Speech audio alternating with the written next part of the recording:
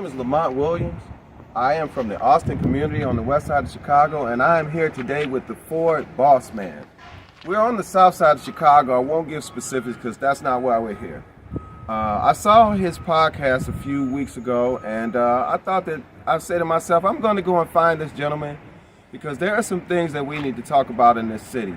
So today I had a few questions, not many, that I wanted him to answer for me and I wanted to pose because this affects us all.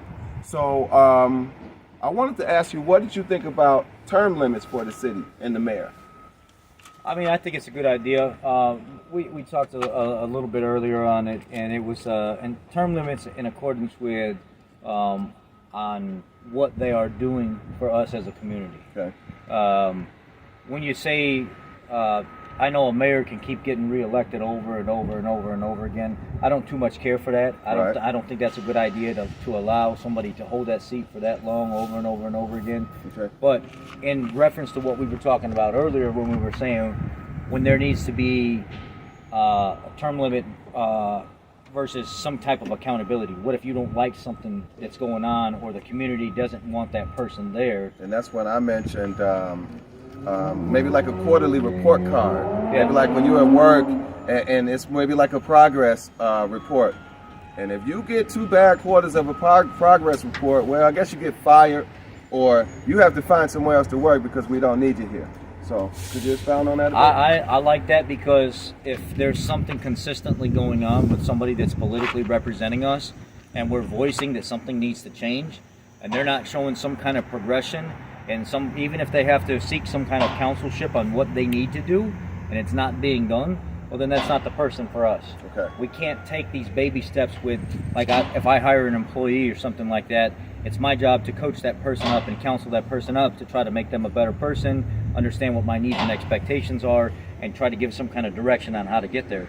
When you have a political official that's in power and he's running an entire district or city or state, we cannot operate with kid gloves on something like that. Either you're giving us what we need and you're making a change, or you're not and you've got to go. And that report card would basically print that out for us. It would show us whether or not that person is actually doing what we need done and operating in our best interest as a community. Okay. And then we spoke earlier, and the last thing that I wanted to address was the fact that you took taxpayers' money. And we want to correct you when you say that these people aren't illegal. If you come somewhere under the guise of something that really didn't happen and you're saying something happened and it really didn't, to claim a sanctuary or to claim to be able to go to a sanctuary status, you didn't tell the truth, you lied, and you're breaking the law. So what we really want to happen is all the money that Brandon is so happily handing out to people that don't look like us, we want to find some type of lawsuit or some type of injunction for you to give us our money back. You did not ask our permission, and we want it back. What do you think, sir? I'm in agreement with it. You can't come up with $300 million and then another $160 million, and then they say by the end of the year it's going to be over 440 tied into this whole thing, and the people not have a say-so in what's going on. You can't just take taxpayers' dollars and say this is what we're going to do with it. We don't do that any other time. Well, we shouldn't do that any other time. And most of the things are voted on or they're looked into, like so much money for the roads, so much money for the school, so much money for this. And these are things that are studied and they're laid out. So how did we come up with over $600 million by the end of the first quarter of next year by giving to an illegals coming into the United States? When did any of us sit down and vote on that? When was there a case study done on that? When did anybody from our town, city, nothing was done. They just said, we're going to take your money, and we're just going to give it to these people because we said that's what we're going to do and you got to be okay with it. That ain't right. Okay, so now the thing that we've always known is if you sit back and you're complacent, nothing's going to happen. But in this situation, if you sit back and you're complacent, it's going to come right to your doorstep. So you won't be able to hide from this. So what we need to do is find out a solution. And the thing is, if you aren't here legally, the basic thing is we can go and ship you back home and we can do this the right way. So I wanted to say my name is Lamont Williams. I'm from the Austin community. I am a concerned citizen, and I'm here with the Ford Boss Man, and he is a concerned citizen as well. And we are going to do the best we can to get some resolve. We had enough. Thank you. We need more people participating in the voices from the community.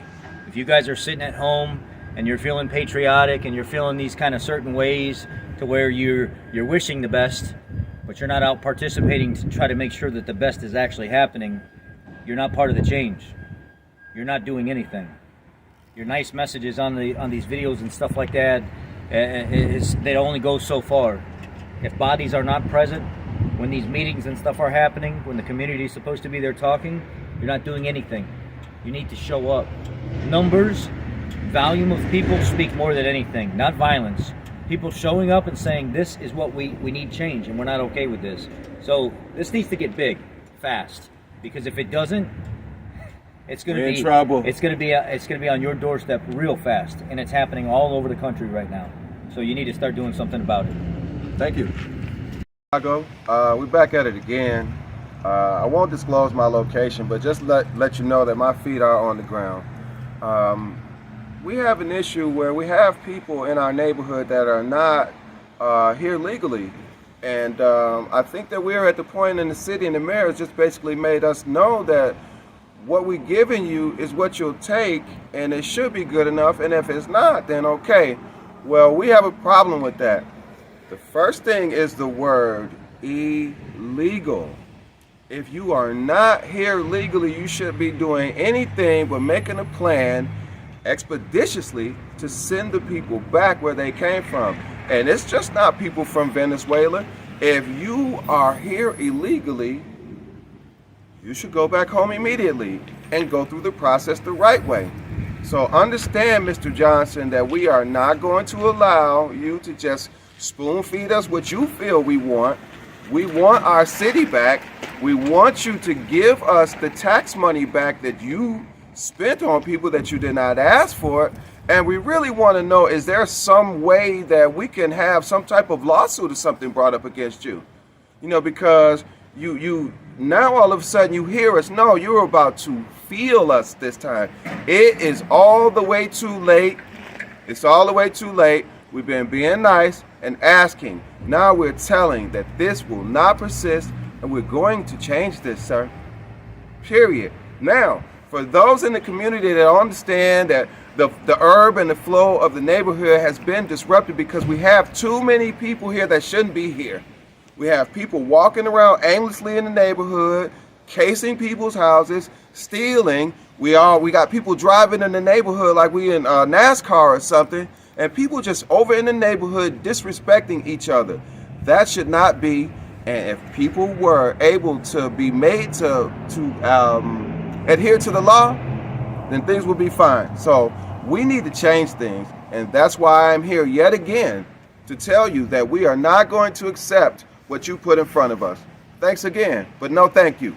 We have belongs to us that you are trying to give away. And Brandon, what have they promised you?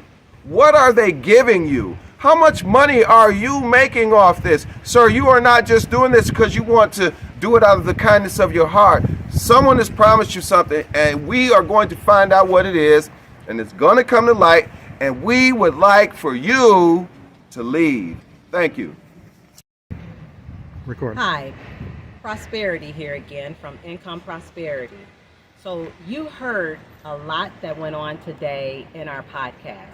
And I just want to remind you that we are here and we are wanting you to support us by coming out. Write us. You can contact us at newchicago2024@yahoo.com. That's newchicago2024@yahoo.com. Send us in your comments. Give us your feedback. What do you think? Give us your support by standing with us. We're not asking for finances. We're asking for you to support us in the cause, because this will not only impact us, but it impacts you too. When it starts off at the local government of your aldermen who do not support you, and then you have a mayor that does not support you, then you have your governor who has not supported you, because if he did, he wouldn't have expanded upon the sanctuary state here in Illinois and expanded upon it by giving immigrants more rights. A hate crime bill. And we don't have a hate crime bill. So therefore, we need to make this large. And going up to this current president who allowed many invaders to come across that border illegally, so that you hear me clearly. We didn't ask for this. Chicago didn't ask for this. And we desire that you continue to come out and support us and let us know how you feel by writing us. New Chicago 2024 at yahoo.com. Thank you and have yourself a blessed day.